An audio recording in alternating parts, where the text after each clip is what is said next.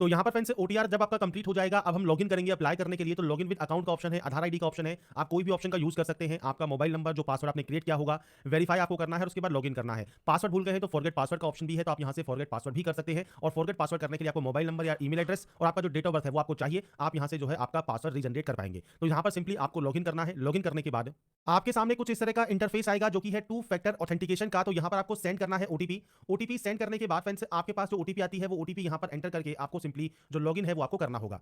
तो यहाँ पर फ्रेंड्स बेसिक स्टेप है जो कि आपको यहाँ पर कंप्लीट करने हैं लॉगिन करने के लिए। जैसे ही आप यहाँ पर लॉगिन होंगे तो यहाँ पर देखिए आपको एक ऑप्शन मिलता है ऑनलाइन एप्लीकेशन का। आप इस ऑप्शन पर क्लिक करेंगे तो आपको उत्तर प्रदेश होमगार्ड्स के पदों पर जो फॉर्म है उसके लिए आपको देखिए जो लिंक है वो आपको मिल जाएगा। सबसे पहले फ्रेंड्स आपको यहाँ पर इस ऑप्शन पर टिक करना है। इस ऑप्शन पर टिक करने के बाद आपको अप्लाई का एक ऑप्शन मिलेगा, आप इस ऑप्शन पर क्लिक कर देंगे अप्लाई करने के लिए। इसके बाद फ्रेंड्स यहाँ पर देखिए सबसे पहले ऑप्शन आएगा, यहाँ पर जो ब्लैंक ऑप्शन है वो है आपकी मदर नेम का, जो कि आपको यहाँ पर एंटर करना है। आपका मैरिटल स्टेटस आपको देना है। अब आपसे पूछता है उत्तर प्रदेश के मूल निवासी आप हैं या नहीं है, क्योंकि उसी जनपद का निवासी आपको होना जरूरी है, तो आप यहाँ पर यस करेंगे। अब आपके पास डोमिसाइल सर्टिफिकेट इशूइंग डिस्ट्रिक्ट, जिसने कि इशू किया है वो डिस्ट्रिक्ट आपको देना है। आपका फ्रेंड्स जो प्राधिकारी है एडीएम है, सिटी मजिस्ट्रेट है, डीएम, एसडीएम, तहसीलदार जिसने कि जारी किया है। तिथि आपको देनी है फ्रेंड्स, आपका जो सर्टिफिकेट है वो कब जारी हुआ है आप उसकी जानकारी यहाँ पर प्रोवाइड करेंगे। तो आपको यहाँ पर ईयर्स मिल जाते हैं। इसके बाद आपको यहाँ पर मंथ वाला ऑप्शन मिल जाता है और उसके बाद आप यहाँ पर डेट सेलेक्ट कर सकते हैं। आपका सर्टिफिकेट नंबर क्या है डोमिसाइल का, इसके अलावा क्रम संख्या सर्टिफिकेट सीरियल नंबर क्या है वो आपको जानकारी यहाँ पर प्रोवाइड करनी होगी। तो आपका जो डोमिसाइल डिटेल है, मूल निवास जो सर्टिफिकेट है उसकी ही बेसिक जानकारी आपको एंटर यहाँ पर करनी है। ऐसे ही आता है आपका कैटेगरी। अब आपकी कैटेगरी जनरल है तो कोई ऑप्शन नहीं आएगा। ईडब्ल्यूएस अगर आप है तो आपसे कहता है केवल उन श्रेणियों के अभ्यर्थी आरक्षण के लिए पात्र हैं जिन्हें उत्तर प्रदेश सरकार द्वारा एससी, एसटी, ओबीसी, ईडब्ल्यूएस के रूप में मान्यता दी गई है। तो आपके पास जो है फ्रेंड्स स्टेट गवर्नमेंट का सर्टिफिकेट होना जरूरी है। और सेम आपको यहाँ पर सर्टिफिकेट इशूइंग डिस्ट्रिक्ट देना है, प्राधिकारी का नाम देना है, श्रेणी मतलब आपका जो सर्टिफिकेट है कब इशू हुआ है, सर्टिफिकेट कैटेगरी एप्लीकेशन नंबर और सर्टिफिकेट सीरियल नंबर भी और सर्टिफिकेट एप्लीकेशन नंबर भी, क्योंकि ये स्टेट गवर्नमेंट का है तो यूपी स्टेट में आपको दोनों ही सर्टिफिकेट और आपके फ्रेंड जो एप्लीकेशन नंबर है दोनों ही देखने को मिल जाते हैं। ऐसे ही एससी या एसटी है तो आप एससी या एसटी सर्टिफिकेट की जानकारी देंगे। ओबीसी की बात करें तो यहाँ पर आपको ओबीसी की जानकारी प्रोवाइड करनी है। तो आपको सेम आपकी जो आपकी डिटेल्स हैं आपके सर्टिफिकेट्स की उसके अकॉर्डिंग जानकारी आप यहाँ पर प्रोवाइड करेंगे। अब यहाँ पर फ्रेंड्स देखिए मैं आपको नोटिफिकेशन में page number 19 point number 8.5 show कर रहा हूँ, जहाँ पर आपको देखिए जो आपकी सर्टिफिकेट्स हैं उनकी जो समय सीमा है या तिथि है वो आपको दी गई है। तो आवेदन की अंतिम तिथि तक आपके पास होना जरूरी है। अब जैसे यहाँ पर आपको जो है एससी कैटेगरी का, एसटी कैटेगरी का बताया गया है कि आप जो आवेदन पत्र जमा करने की जो अंतिम तिथि है उस डेट तक आपके पास ये जो है सर्टिफिकेट होना चाहिए। अब बात करें अन्य पिछड़ा वर्ग की तो 1 अप्रैल 2025 से आवेदन पत्र जमा करने की अंतिम तिथि तक ये आपके पास सर्टिफिकेट होना चाहिए। तो ये आपको यहाँ पर जानकारी प्रोवाइड की गई है। ऐसे ही आपका ईडब्ल्यूएस का भी देखिए वित्तीय वर्ष 2024-25 तक का प्रमाण पत्र जो कि 1 अप्रैल 2025 से आवेदन जमा करने की अंतिम तिथि तक आपके पास है, तो ही आपको यहाँ पर जो है उसका रिजर्वेशन मिलेगा। मूल निवास प्रमाण पत्र से कहा गया है प्रमाण पत्र सक्षम अधिकारी के द्वारा निर्गत किया गया हो, परंतु आवेदक के द्वारा परीक्षा हेतु निर्धारित आवेदन पत्र जमा करने की अंतिम तिथि तक अवश्य आपके पास होना जरूरी है। तो यहाँ पर फ्रेंड्स को टाइमलाइन नहीं बताया है कि कब से होना चाहिए। बाकी अगर आपके पास 1-2 साल पुराना भी है तो भी वो चल जाएगा, और लेटेस्ट है तो अच्छी बात है, लास्ट डेट से पहले का आपके पास ये होना जरूरी है। इसके बाद यहाँ पर फ्रेंड्स आता है आपका एड्रेस सेक्शन। तो फ्रेंड्स आपका सबसे पहले आपको स्टेट सेलेक्ट करना होगा, आप स्टेट यहाँ से सेलेक्ट करेंगे। इसके बाद आपका डिस्ट्रिक्ट ऑप्शन है, डिस्ट्रिक्ट सेलेक्ट करेंगे। आपका पूरा एड्रेस आप यहाँ मेंशन करेंगे, पुलिस स्टेशन का नाम, पिन कोड आप मेंशन करेंगे। अब यहाँ पर फ्रेंड्स देखिए आपका जो नेक्स्ट ऑप्शन है वो परमानेंट एड्रेस का है। अगर आपका एड्रेस सेम है तो आप सेम एंट्री कर सकते हैं, अलग अलग है तो आप अलग अलग एंट्री कर सकते हैं। तो ये आपका एड्रेस सेक्शन है, आपके अकॉर्डिंग ये एंटर करना होगा और उसके बाद आप डाटा को यहाँ से सेव करेंगे और नेक्स्ट स्टेप पर क्लिक करेंगे।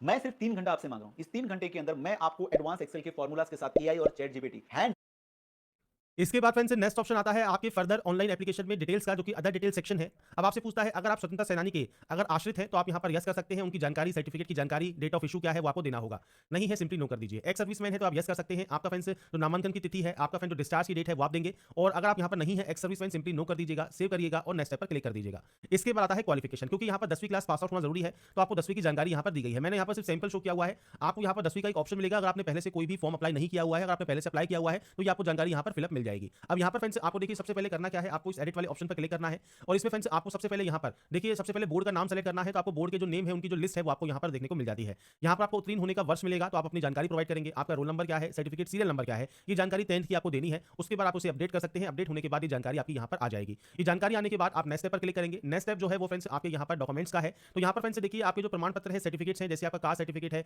वो आपको यहाँ पर अपलोड करना है। तो आप इस अपलोड वाले ऑप्शन पर क्लिक करेंगे और यहाँ पर इसे अपलोड करेंगे। आपका डोमिसाइल सर्टिफिकेट भी अपलोड होगा। अब आपसे कहा गया है कि अपलोड किया गया जो भी अभिलेख है वो बिल्कुल क्लियर होना चाहिए, पीडीएफ में ही आपके स्वीकार किए जाएंगे। अब आपसे कहा गया है अगर आपका फ्रेंड्स अंक पत्र मतलब मार्कशीट और आपका सर्टिफिकेट अलग अलग है तो आपको फ्रेंड्स दोनों ही अपलोड करने होंगे, कंबाइंड एक पीडीएफ बनानी होगी। यदि एक ही अभिलेख में अंक तालिका और प्रमाण पत्र दोनों शामिल है तो आप यहाँ पर दोनों स्थानों में एक ही अपलोड कर सकते हैं। जैसे सर्टिफिकेट है और मार्कशीट है तो आपको फ्रेंड्स अलग अलग अपलोड करना है। अगर ये सेम है तो दोनों में एक ही फाइल को अपलोड कर सकते हैं और ये पीडीएफ फॉर्मेट में अपलोड होगा। आपको इस अपलोड वाले ऑप्शन पर क्लिक करना है। इसके बाद आपके सामने देखिए चूज डॉक्यूमेंट का ऑप्शन आएगा। 1 MB से कम साइज होना चाहिए। आपको ब्राउज पर क्लिक करना है, सेलेक्ट करना है फाइल को और उसके बाद यहाँ पर आपको इसे अपलोड कर देना है। तो यहाँ पर फ्रेंड्स फ्रेंड्स आपको देखिए यहाँ पर ओके पर क्लिक करना है। जैसे ही आप इसे अपलोड करेंगे आपकी फाइल देखिए अपलोड हो जाएगी सक्सेसफुल। आप यहाँ से इसे व्यू भी कर सकते हैं, आप चाहे तो इसे रिमूव भी कर सकते हैं। ये करने के बाद आता है अब आपका फोटोग्राफ अपलोड ऑप्शन। अब यहाँ पर देखिए जो फोटोग्राफ है वो आपको यहाँ पर लाइव फोटो अपलोड करनी होगी। सैंपल आपको दिए गए हैं रिजेक्टेबल फोटोज के, इस तरह की फोटो नहीं होनी चाहिए। लाइव फोटो जब आप कैप्चर करें तो आपकी फोटो बिल्कुल क्लियर होनी चाहिए, बैकग्राउंड भी बिल्कुल आपका क्लियर होना जरूरी रहता है। तो इसके लिए फ्रेंड्स आपको यहाँ पर देखिए गाइडलाइन भी दी गई है कि फोटो में अभ्यर्थी बिना टोपी और गहरे चश्मे के होना जरूरी है। साथ में आपका जो मुख्य भाग है चेहरे का वो आपका दिखाई देना जरूरी है। फोटो की जो पृष्ठभूमि है मतलब बैकग्राउंड है वो बिल्कुल साफ और सादा होना चाहिए। अगर आप चश्मा पहनते हैं तो फोटो में चश्मे पर जो चमक है या प्रतिबिंब है वो नहीं होना चाहिए। तो वो फ्रेंड्स आपको यहाँ पर ध्यान रखना है और मैंने आपको सैंपल शो ही कर दिया है किस तरह की फोटो आपकी नहीं होनी चाहिए। इसके बाद फ्रेंड्स जैसे ही आप अपने पेज को रिफ्रेश करेंगे आपका देखिए जो वेब कैमरा है उससे आपको परमिशन मांगेगा, तो आप यहाँ पर कह सकते हैं allow while visiting the site. जब आप इस साइट पर विजिट करें तब आप इसे अलाउ करते हैं, आप इसे यहाँ से अलाउ कर देंगे। अलाउ करने के बाद आपको नीचे आना है। नीचे आने पर फ्रेंड्स आपको आपका जो फोटो है वो आपको कैप्चर करना होगा। और अगर फ्रेंड्स मान लीजिए अभी आपको यहाँ पर आपके कैमरे से रिलेटेड कोई भी आइकन देखने को नहीं मिल रहा है तो आपको फ्रेंड्स सबसे पहले चेक कैमरा परमिशन करना है, जिससे आपके कैमरे को आप परमिशन दे सके। आपको फ्रेंड्स आपका जो कैमरा है उसे आपको सही ढंग से कनेक्ट करना है। और अगर फिर भी ये काम नहीं कर रहा है तो आपका जो ब्राउजर है उसे आप फ्रेंड्स दोबारा से रीस्टार्ट कर सकते हैं या दूसरा ब्राउजर आप यूज कर सकते हैं, जिससे आपको दिक्कत कोई ना हो। तो आपको चीजों को ध्यान रखना है, उसके बाद ही आपकी लाइव फोटो आपको कैप्चर करनी है। तो यहाँ पर फ्रेंड्स देखिए अगर आपको ये ऑप्शन कैप्चर लाइव इमेज का नहीं मिल रहा है तो आप अपने ब्राउजर को चेंज कर सकते हैं। मैंने भी दूसरा ब्राउजर चेंज किया तो हमारा ये ऑप्शन हमको देखने को मिल गया। तो आप कैप्चर लाइव इमेज पर क्लिक करेंगे। इस ऑप्शन पर क्लिक करने के बाद आपका फ्रेंड देखिए जो वेब कैमरा है वो आपका ओपन हो जाएगा। आपको आपके चेहरे को इस वाले फ्रेम में रखना है और उसके बाद फ्रेंड्स आपको ब्लिंक करना है। आपको ब्लिंक जब आप करेंगे for verification please blink your eyes, जब आप अपनी आंखों को ब्लिंक करेंगे पलक को झपकाएंगे इसके बाद आपकी जो लाइव फोटो है वो यहाँ पर कैप्चर हो जाएगी। और उसके बाद फ्रेंड्स यहाँ पर देखिए आपकी जो लाइव फोटो है वो आपको यहाँ पर कैप्चर कर लेनी है। लाइव फोटो यहाँ पर कैप्चर होने के बाद अब आपको अपलोड करना होगा आपका सिग्नेचर। इसके बाद फ्रेंड्स अब हम बात करते हैं सिग्नेचर के लिए। तो देखिए सिग्नेचर के लिए जो साइज है वो 5 से 20 के भी होना जरूरी है। सफेद कागज पर काले शाही पेन से आपको यहाँ पर सिग्नेचर करना है। आपसे कहा गया है एक बॉक्स के अंदर आप हस्ताक्षर करेंगे। इसके अलावा रनिंग लेटर्स में आपका ये साइन होना चाहिए। यहाँ पर फ्रेंड्स आपसे कहा गया है देखिए जो पिक्सल है वो 140x60 या फ्रेंड्स आप mm में करना चाहे तो mm में भी कर सकते हैं। हस्ताक्षर केवल आवेदक का ही होना चाहिए। तो यहाँ पर देखिए फ्रेंड्स आपको ब्राउज पर क्लिक करना है, फाइल को सेलेक्ट करना है और सिग्नेचर को अपलोड कर देना है। अगर आपको फ्रेंड्स ये साइज करने में 5 से 20 के भी करने में या आपका फ्रेंड्स यहाँ पर देखिए जो डायमेंशन है 140 और 60 अगर ये करने में दिक्कत आ रही है तो फ्रेंड्स मैं आपको पूरा प्रोसेस बता देता हूँ कैसे आप अपना जो सिग्नेचर है वो रिसाइज कर सकते हैं। तो सबसे पहले एक पेज पर एक फ्रेंड्स आप बॉक्स बनाइएगा, बॉक्स के अंदर साइन कीजिएगा और उसके बाद आपको फ्रेंड्स यहाँ पर देखिए एक वेबसाइट ओपन करना है imresizer.com। जब आप इसे ओपन कर लेंगे तो यहाँ पर आपको आपकी इमेज सेलेक्ट करनी है। इमेज सेलेक्ट करने के बाद कुछ इस तरह का इंटरफेस आपके सामने आएगा। यहाँ पर आएगा विड्थ और यहाँ पर आएगी आपकी हाइट। अब विड्थ और हाइट क्या है तो फ्रेंड्स यहाँ पर देखिए आपको दी गई है हाइट है 60 और विड्थ है 140। तो आपको फ्रेंड्स यहाँ पर विड्थ में एंट्री करनी है 140 की, हाइट में एंटर करनी है 60 की और ये पिक्सल आपका यहाँ पर रहेगा। इसके बाद आपको ये फॉर्मेट जेपीजी या जेपीजी आप रख सकते हैं और उसके बाद सिंपली आप इस डाउनलोड वाले ऑप्शन पर क्लिक करेंगे, जिससे आपकी जो फाइल है वो आपकी यहाँ पर जो है चेंज हो जाएगी पिक्सल में। पर ये फ्रेंड्स यहाँ पर कम जो है पिक्सल में जो है कन्वर्ट होती है। तो इसके लिए आपको फ्रेंड्स गूगल पर सर्च करना है PI7 इमेज टूल और आप यहाँ पर देखिए जो इस ऑप्शन को सेलेक्ट करेंगे तो आपके सामने मल्टीपल ऑप्शंस आ जाएंगे। आप यहाँ पर देखिए जितने भी आपके सामने यहाँ पर ऑप्शंस है वो आप देख सकते हैं। या आपको यहाँ पर यहाँ से इमेज पिक्सल में चेंज करना है या इंक्रीज करना है इमेज साइज को, आप इस ऑप्शन पर क्लिक करेंगे। इसके बाद आप इस ऐड को बंद कर देंगे, यहाँ से आप सेलेक्ट इमेज पर क्लिक करेंगे और उसके बाद फ्रेंड्स आपकी एक्चुअल फाइल जो है वो आप यहाँ पर इंपोर्ट कर लेंगे। एक्चुअल फाइल को यहाँ पर इंपोर्ट करने के बाद अब आपको जो साइज चाहिए वो चाहिए 5 से 20 केबी। तो आप यहाँ पर देखिए 5 से 20 केबी में ही इसे कन्वर्ट कर सकते हैं। जैसे मान लीजिए मैं आपको इसको 18 केबी कर देता हूँ। इसके बाद हम कर देते हैं इंक्रीज साइज और हमारी देखिए फाइल जो है वो यहाँ पर कन्वर्ट हो गई है। अब हम इसे यहाँ से डाउनलोड कर सकते हैं। डाउनलोड होने के बाद सिंपली अब आपको ब्राउज पर क्लिक करना है, फाइल को सेलेक्ट करना है। तो अभी फ्रेंड्स देखिए मैंने नाम चेंज नहीं किया है, आपको यहाँ पर जो फाइल नेम है वो चेंज कर लेना है। मैंने इसलिए नाम चेंज नहीं किया है कि हम वही फाइल यहाँ पर अपलोड कर रहे हैं जिसको हमने रिसाइज किया है। तो PI7 वाला टूल हमने यूज किया था, एक हमने यहाँ पर imresizer वाला टूल यूज किया था। तो इस दो टूल से हमने यहाँ पर हमारे सिग्नेचर को जो है कंप्रेस कर लिया, साइज को भी रिसाइज कर लिया है। तो आपको यहाँ पर फाइल नेम को चेंज कर लेना है और उसके बाद ही आप इस ग्रीन टिक वाले ऑप्शन पर क्लिक करेंगे। तो यहाँ पर फ्रेंड्स देखिए हमारा जो सिग्नेचर है वो यहाँ पर आपके सामने आ गया है, मतलब सिग्नेचर यहाँ पर अपलोड हो गया है और जब आपकी फोटो अपलोड होती है इसके बाद आप यहाँ से कर सकते हैं।